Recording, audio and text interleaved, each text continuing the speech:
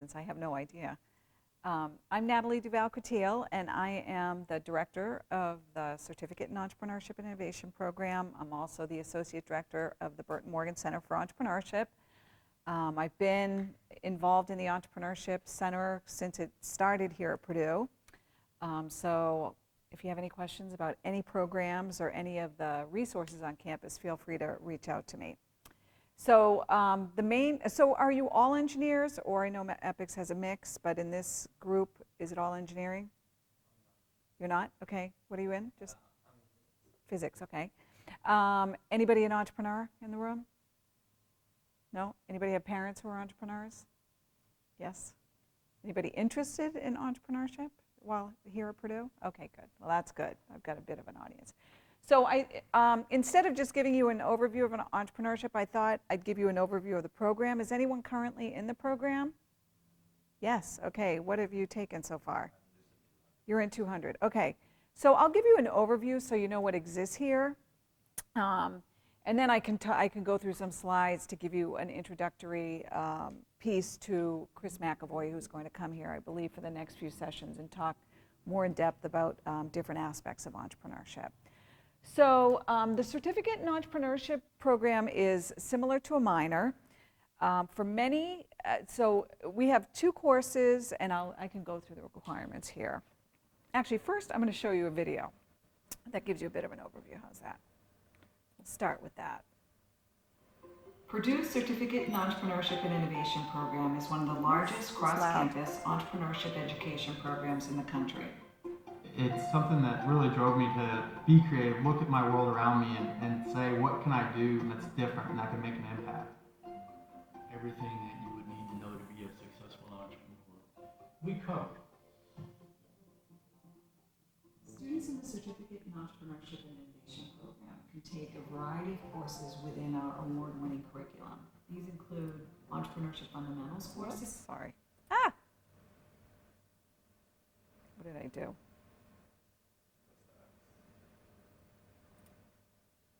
Oh, am I back to mine? Okay, sorry about that. I was trying to get courses that align with their academic interests or career interests, and capstone experiences that focus either on business planning for a new venture, consulting with entrepreneurial firms, or just being prepared for an entrepreneurial career.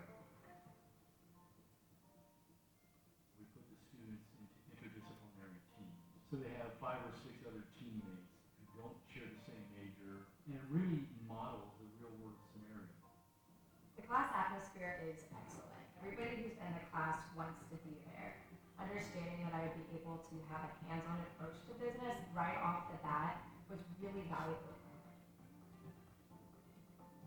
From the liberal arts to engineering, from the sciences, and everything in between, students from across the campus, regardless of major, can come together. These are creative young men and women that have big ideas, exciting ideas, and have a common passion in entrepreneurship regardless of major.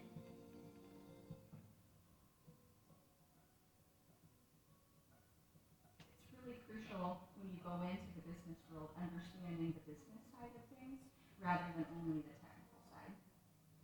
Either way, regardless of what type of organization they lead or they work within, they're set to understand how do they build a scalable organization.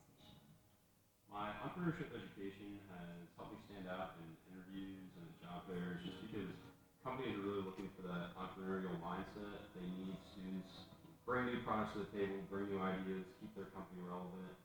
Companies nowadays are looking for students that will innovate and make their company grow. Because we're bringing students together who have different backgrounds, different years of study, there's magic that happens in the way they learn how to collaborate and communicate. Working with different people, it will help you see different perspectives. Hearing about the program sealed the deal for me on coming to Purdue. You have so many opportunities to connect with industry leaders who are coming in and giving unique perspectives about their own startups. By taking the classes and being around other people who are like-minded and were excited about entrepreneurship too, really sparked that this was something that really drove me to make an impact. Our students are going to be the people who solve some of society's most pressing challenges. All right. All right, what do you think about that video? I'm trying to get some feedback. Is it effective for students? No? Yes? Okay. Well, you're in the program, so it works for you. So, like I said, I'll go to some of just the requirements up front. So the way it begins is everybody takes these 2 core courses that your classmate is in. One is ENTR 200 and the other is ENTR 310. And really everybody has to take that. Doesn't matter if you were an entrepreneur in high school or whatever it may be. But then there's enormous amounts of flexibility afterwards. And in many majors, there are courses within your major that count towards the certificate. So in some cases, depending on your major, you can take as few as 2 courses and receive the certificate. Also, if you're here in the summer doing research, we offer these 2 core courses in the summer. So it's possible in some cases to knock out the certificate in the summer. So let's see. So, and another thing which might align with some of your interests, you have to I always say you have to take ENTR 310. But we have one section of that because we offer about 15 or 16 of these courses each semester.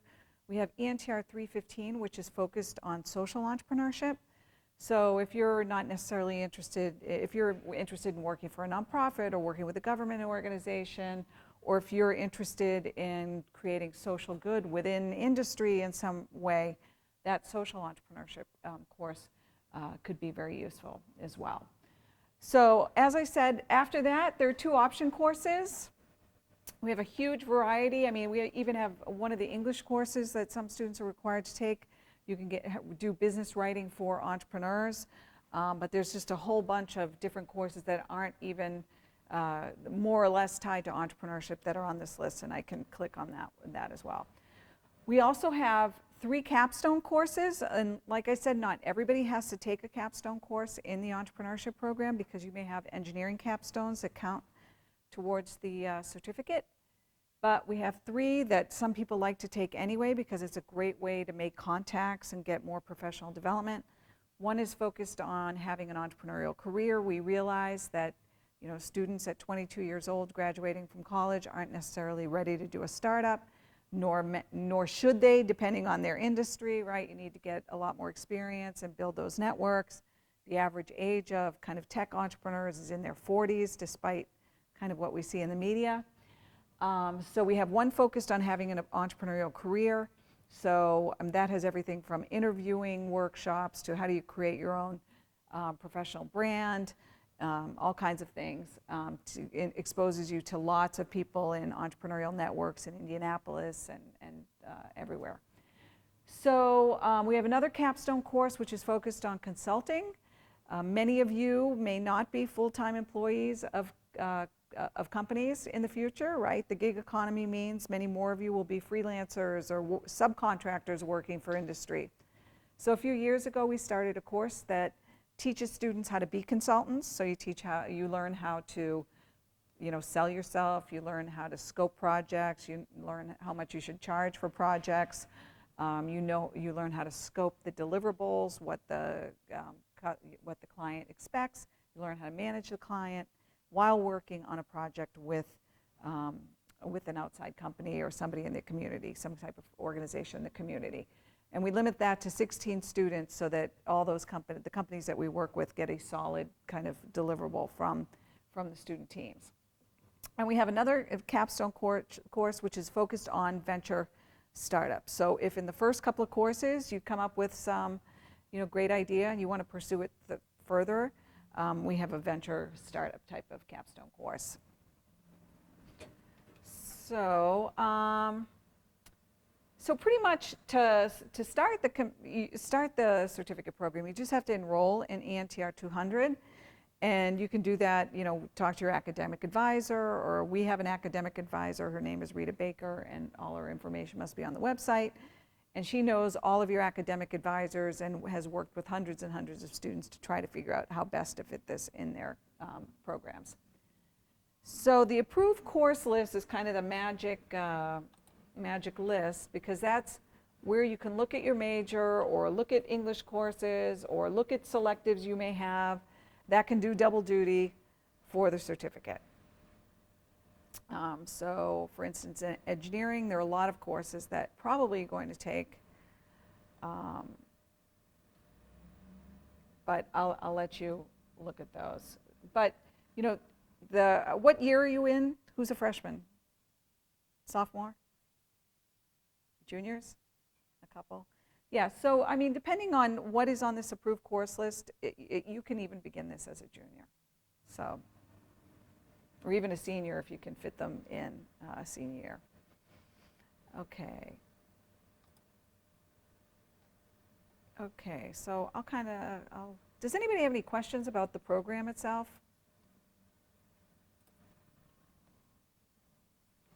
No? Okay, nothing at all. All right. Okay, so I was just going to give a little intro to what Chris McAvoy will talk in more depth about. Oh, I may have an old, okay. All right, so I thought I'd just talk a little bit about kind of the entrepreneurial process. Anybody, what's the difference between an invention and an innovation? Does anybody know? Or what do you think it is? Yes?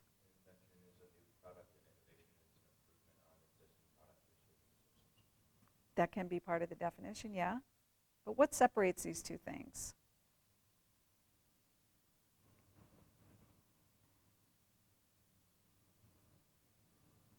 Any other guesses?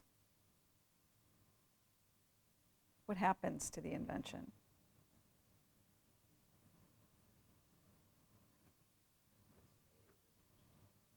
Right. Well, so the innovation is not only the creating of something new, but you have to be able to capture that value, right? So you get it out into the marketplace. And it doesn't have to be creating something entirely novel, right? It could be combining things in new ways. It could be a new process. It could be improvements. But the point is that you get it out into the marketplace. Somebody finds value, and typically that's, you know, like I said, economic or social value.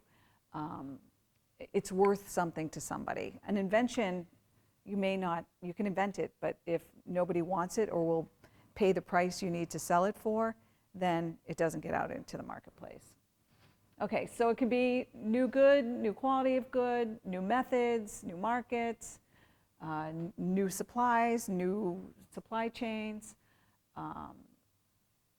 or any type of, even a new type of organization. Okay, so this is kind of the continuum, right? Especially for, and if you're making stuff, you're the engineering, you're on the left side, right? You're the creators of the science or the technology. So you've got the kind of creativity, the innovation, and then the entrepreneurship and the intrapreneurship comes in. So what's intrapreneurship? Thoughts? Companies nowadays want, right, you're not going to have, unlikely to have a like 30-year career doing the same thing anymore, right? So the intrapreneurship is how do you use those entrepreneurial skills in an existing company.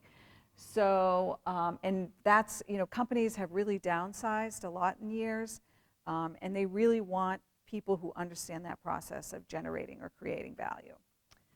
So, and then management is more, okay, that part of the process, not to say that they don't do new product development and things like that, but management is kind of managing the existing systems and processes.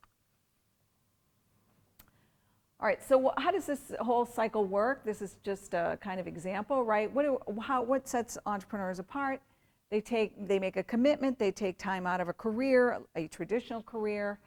It typically involves some kind of investment, some equity, and that can be time or money. They create that innovation, right, that has to generate some value to somebody, otherwise it won't exist. There has to be demand for it, otherwise you will not have any revenue or profit.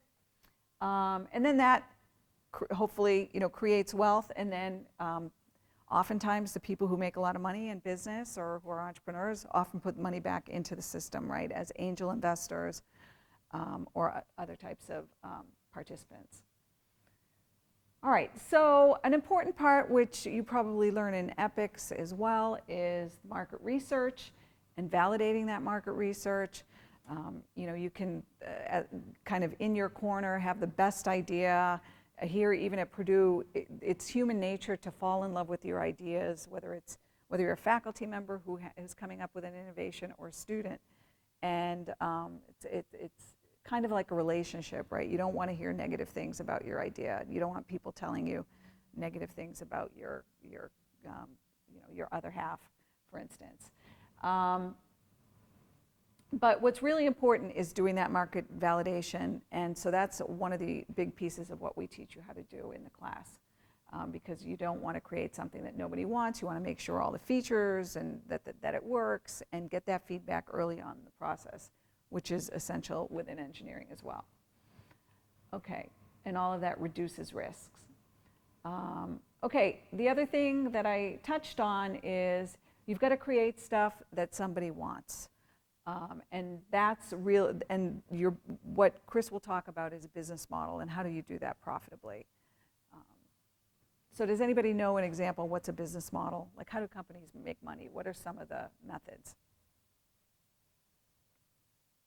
It's gotten more kind of creative. You used to just sell a product, somebody would pay you money for a product. But how are companies doing it now? How do companies get your money? What's their kind of payment process?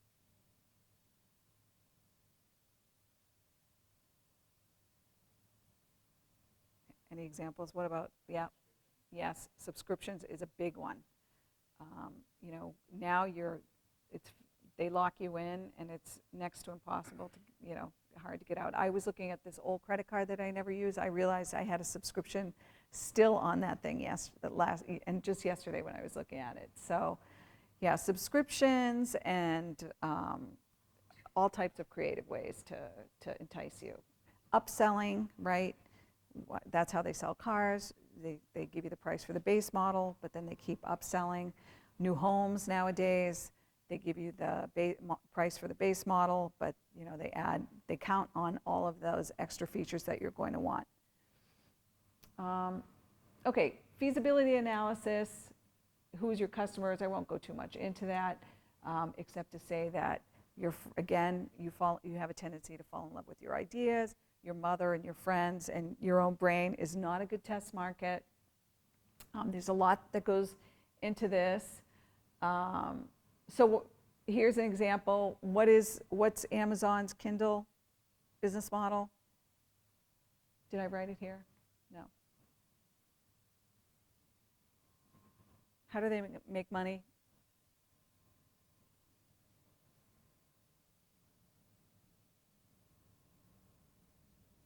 Typically not on the device, right? Same with razors. Do they make money on the razor? On the blades, right? How do they make money with printers? The ink, right, is much more expensive than so that's a business model, okay? Is giving away the main thing at a low cost, for instance, and then making a lot more money on the disposables.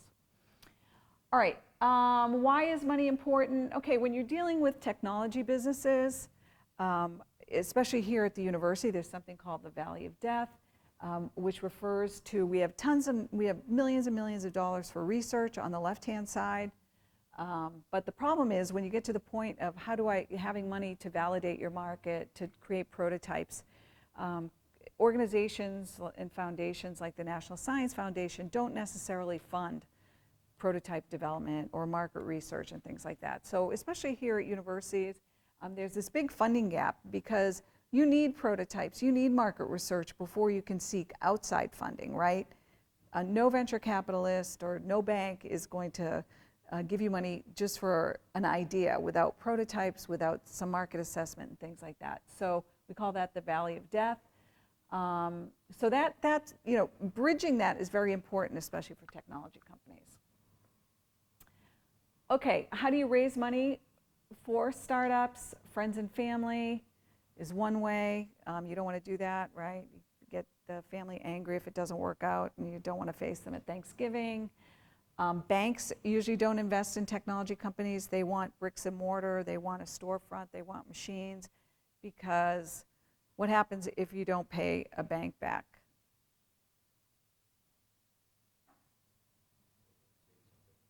right? They can take something, right? They can take your house, they can take at least the bricks and mortar back, things like that. Angel investors are the successful entrepreneurs or business people. They usually invest from $10,000 to $1 million. They're very interested in contributing to these new companies. A venture capitalist is at least $1 million or more. They want big returns from their investments because they're taking a lot of risk as they invest in these early stage companies. So to bridge that valley of death, they're banking on the ones that are really going to make it. Typically they have portfolios though that have a third that go nowhere, that are duds, a third that what they may call the Walking Dead, and a third that hit it out of the park. So they're always trying to mitigate that risk and balance that risk too. All right, communication is huge in entrepreneurship, and we do a lot of that in the class, which is very useful when you get out into the workplace too. Teaching you how to advocate for your ideas, what information do you have to present. You may be a scientist or a technologist, but thinking about who your audience is when you present, things like that. In entrepreneurship, people tend to think, when you see kind of stereotypes of entrepreneurs, that they must have just come up with an idea and it was kind of a smooth path to success.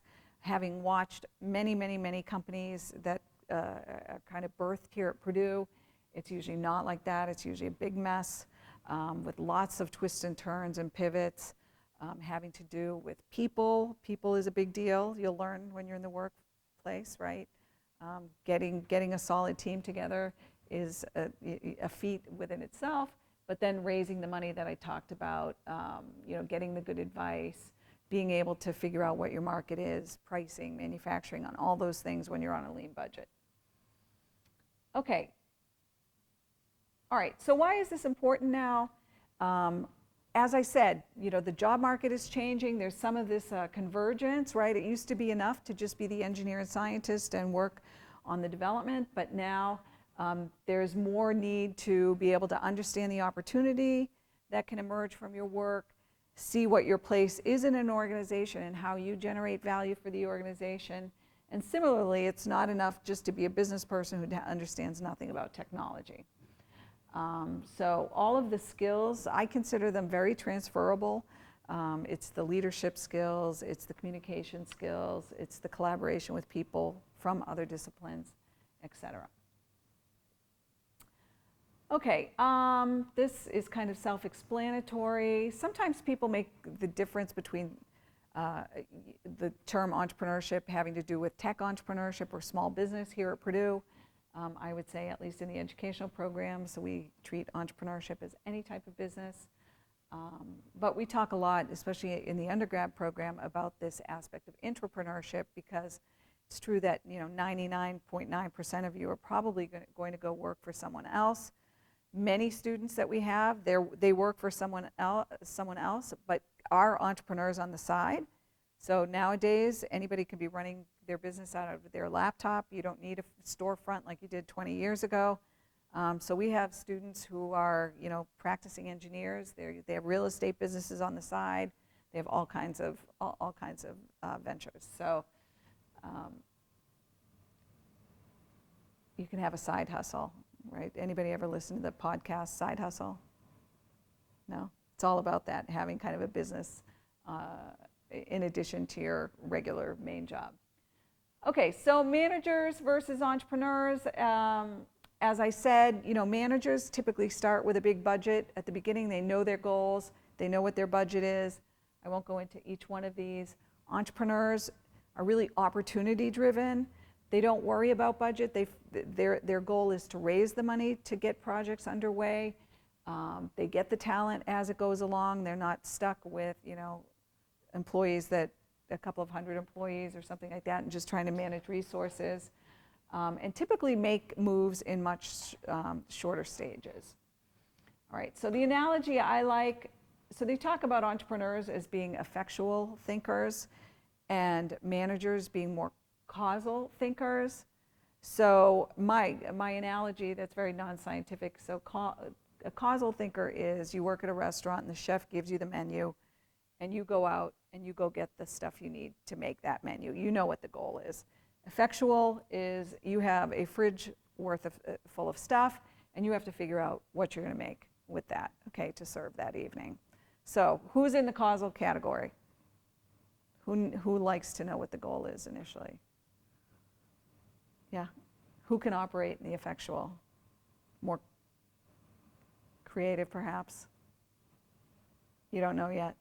Haven't figured it out? Okay. All right, so teams, most entrepreneurs don't go it alone. That's why networking is very important. So, you've got the founders, but you have to rely on a bunch of experts, business people. So if you have any inclination of doing this in the future, make as many contacts as you can at Purdue. Even for life in general, I tell all students that while you're here, you can probably create 25 years of potential contacts, or the equivalent contacts that it might take 20 years to do outside of the university. We have so many speakers, we have so many resources. So, I encourage you, even for job hunting, go to every talk that interests you, go up to the person afterwards, say, I enjoyed your talk, and then connect with them on LinkedIn. So, universities are full of great resources, everything from even market research databases. So I teach a grad class. Next week we're going to the Cranert Library, and we do this in the undergrad classes too. But if you have a job interview or you're interested in a particular industry, I encourage you to use the resources here. Go to the Cranert Library. There's hundreds of thousands of dollars of market research reports where you can find out everything about a company. So if you're going to Industrial Roundtable and there's a company that really interests you, go look up all the stuff about them and ask them some good questions. Okay, so yes, teams are important. Even if you work at Purdue in a department, your team is everything, right? I mean, people, people, people. I have learned that over my life. It really is all about the people. Okay. So Purdue Resources, I talked about the program. These are we cover all of the fundamentals in those core courses because we know some students are going to go off and take different types of courses for the rest of their requirements. So these are all the fundamentals. These are the capstones I briefly touched on, but we have a lot of interaction. So that's our Experts Night where we bring in a lot of people to judge your ideas and your business plans. This is a consulting course. This is a course that I'm teaching in 33 minutes, that if you ever become a grad student, that Professor Laddish in Ag and Bioengineering and I teach to graduate students and postdocs one night a week, which is a lot of fun because we get a lot of very, very, very smart people from very different disciplines collaborating. Purdue also, there's another side of the university which is kind of separate from the academic side. It's the Purdue Research Foundation. And they're focused on taking Purdue technology and bringing it to the marketplace. So they deal with all the intellectual property. They do the licensing agreements. So say a professor here at Purdue comes up with a technology and a company wants to license it. All of that goes through the Purdue Research Foundation. So these are things that once you have an idea, you can participate in. There is the Anvil. I think it's going to change a bit, but has anybody been to the Anvil?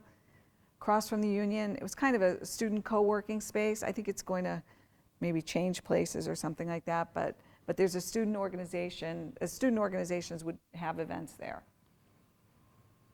Okay, so intellectual property, if you ever come up with an innovation, you need to go to the Office of Technology Commercialization website, and they have a lot of information about the process of commercializing technology.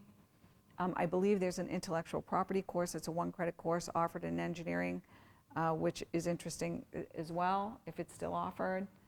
So I like to show the slide because we have a lot of business incubation, which I always talk about as having very short-term metrics.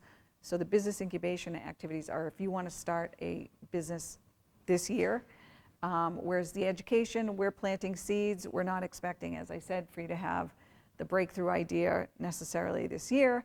But hopefully we're lowering the barriers so that if you're working in a company after 5-10 years and there's an opportunity, you don't have to say, well, gee, somebody should run with that. But you have kind of the skills and the mindset to say, no, I know what has to be pulled together to run with this project or to undertake this with me or with a team.